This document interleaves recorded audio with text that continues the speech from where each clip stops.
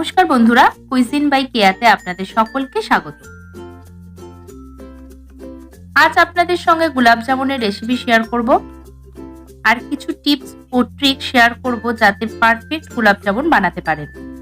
তো ভিডিওটা স্কিপ করবেন না, ছোট ছোট টিপস গুলো ফলো করলে আপনারাও পারফেক্ট গোলাপ জামুন বানাতে পারবেন।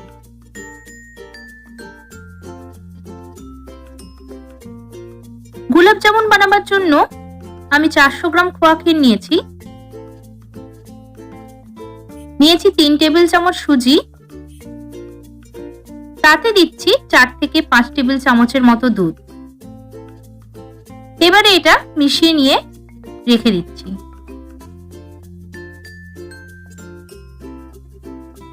এখন এই খোয়া ক্ষীরটা গ্রেট করে নেব।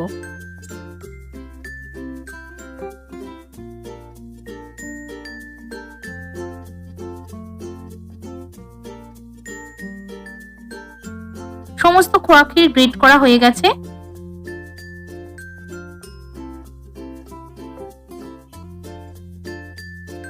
এবারে একটা পাত্রে নিচ্ছি দুধে ভিজিয়ে রাখা সুজি, তাতে গ্রেট করে রাখা খোয়া ক্ষীরটা দিয়ে দিচ্ছি।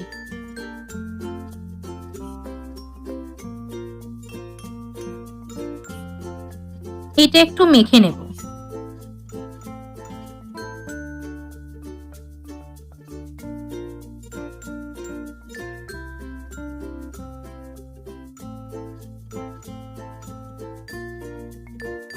এরপর এতে দিচ্ছি 5 টেবিল চামচ ময়দা,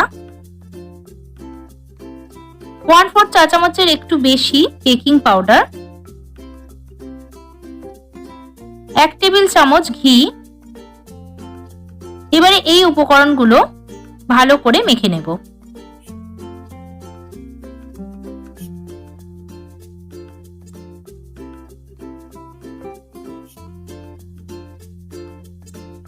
এই উপকরণগুলো মাখার সময় যদি ডোটা ড্রাই লাগে বা ঠিকমতো বাইন্ডিং হচ্ছে না, তো তখন অল্প একটু লিকুইড দুধ দিয়ে মেখে নিতে হবে। আমার মোট 3 টেবিল চামচের মতো লিকুইড দুধ লেগেছে। লুচি পরোটা বানাবার সময় আমরা যেরকম নরম করে ময়দা মাখি, এটাও ঠিক সেরকম মাখা হবে। মেখে নেওয়ার পর দেখিয়ে দিচ্ছি, দেখুন এরকম দুটো আঙুলের সাহায্যে পাকালে গোল হয়ে যাচ্ছে। ঠিক এরকম নরম করে মাখতে হবে। অন্যদিকে গোলাপ জামুনের জন্য চিনির রস বা সিরাপটা বানিয়ে নেব।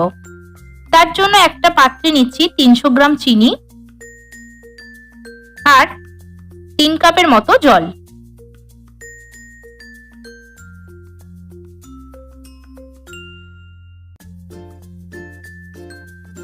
ভালো করে নাড়াচাড়া করে মিশিয়ে নেব এটা।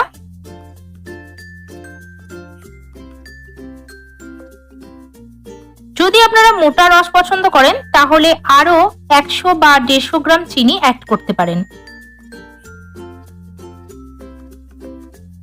যখন ভালোভাবে ফুটে যাবে তখন একটা বড় এলাচ পিষে নিয়ে এতে দিয়ে দিচ্ছি।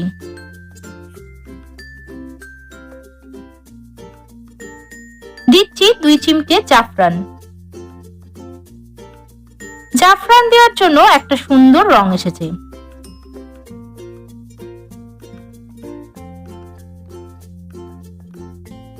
এবারে এতে কয়েক ফোঁটা লেবুর রস দিয়ে দিচ্ছি, যাতে চিনির সিরাপটা ক্রিস্টালাইজ না হয়ে যায়। গোলাপ জামুনের জন্য চিনির রস রেডি হয়ে গেছে। এখন গ্যাসের ফ্লেম অফ করে দিচ্ছি।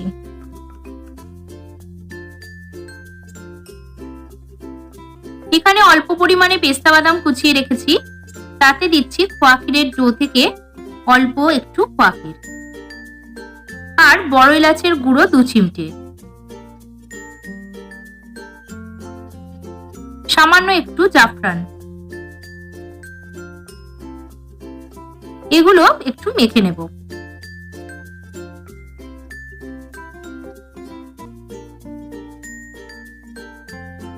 মেখে নেওয়া হয়ে গেলে তাতে দিচ্ছি 1 টেবিল চামচ চিনি। এটাও এর সঙ্গে ভালো করে মেখে নেব।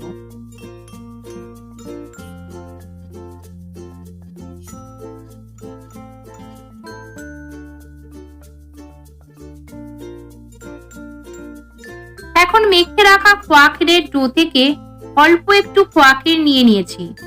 এবারে এটা হাতের তালুর সাহায্যে গোল করে চেপটে নিয়ে মাঝখানে পুরটা দিয়ে চারপাশ থেকে কভার করে দিচ্ছি। আবারও এটা গোল করে নিচ্ছি।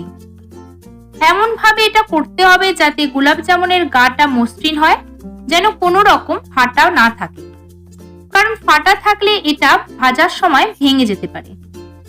দেখুন ঠিক এরকম মসৃণ হবে। এই একই ভাবে প্রতিটা গোলাপ জামুন ছোট ছোট বলের আকারে গড়ে নেব। অনেকেই বলে গোলাপ জামুন ভেঙে যায় ভাজার সময়, তবে সেক্ষেত্রে বলবো ডোটা রেডি করার পর অল্প একটু ডো নিয়ে তেলে দিয়ে টেস্ট করে নেবেন। আর যদি ফেটে যায় বা ভেঙে যায় তাহলে 1 থেকে 2 চা চামচ ময়দা এতে অ্যাড করে দেবেন, তাহলে আশা করছি আর ভাঙবে না। সবকটা গোলাপ জামুনের বল রেডি হয়ে গেছে। এবারে এগুলো ভেজে নেব। কড়াইতে নিয়েছি 2 কাপ পরিমাণে সাদা তেল। আপনারা চাইলে গাওয়া ঘি অথবা ডালডা ঘিও ভাজতে পারেন। তেলটা কিন্তু খুব বেশি গরম করব না, জাস্ট হালকা গরম হলে গোলাপ জামুনের বলগুলো ছাড়তে হবে। গোলাপ জামুনের ডো থেকে ছোট একটা বল তেলে দিচ্ছি, কারণ তেলটা ঠিকমতো গরম হয়েছে কিনা আর গোলাপ জামুনের ডোটা ঠিকমতো মাখা হয়েছে কিনা সেটা চেক করার জন্য। দেখুন এটা কড়াইয়ে দেওয়ার পরেই এটা থেকে বুদবুদ উঠতে শুরু করেছে। একটু নাড়াচাড়া করার পর দেখুন এটা তেলের মধ্যে ভেসে উঠেছে, তার মানে এটা পারফেক্ট মাখাও হয়েছে আর তেলটাও হালকা গরম হয়ে গেছে। তো এই সময় গোলাপ জামুনের বলগুলো একে একে তেলে দিয়ে দেব। তবে প্রথমে বেশি পরিমাণে দিচ্ছি না, কারণ এতে করে ফেটে যাওয়ার সম্ভাবনা থাকে, তাই প্রথমে 4টে দিলাম। আর তেলে ছাড়ার পর বেশি নাড়াচাড়া করবেন না, তাতে ভেঙে যেতে পারে। ছান্তার সাহায্যে এইভাবে তেলটা নাড়াচাড়া করতে পারেন, অথবা সাঁড়াশির সাহায্যে কড়াইটা একটু নাড়াচাড়া করতে পারেন। এগুলো লাল করে ভেজে নিয়েছি।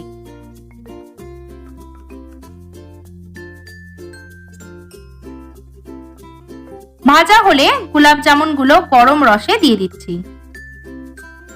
এক্ষেত্রে বলে রাখি, রসটা খুব বেশি গরম আবার খুব বেশি ঠান্ডাও হবে না, অল্প একটু গরম রসে এটা দিতে হবে। এইভাবে সবকটা গোলাপ জামুন ভেজে নেব আর ভাজার পর গরম রসে দিয়ে দেব।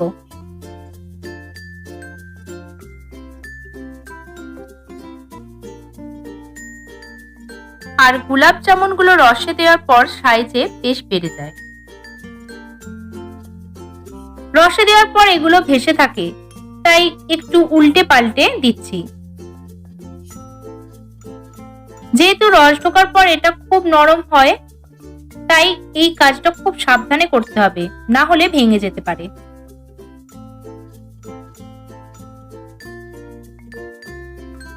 তৈরি হয়ে গেল গোলাপ জামুন।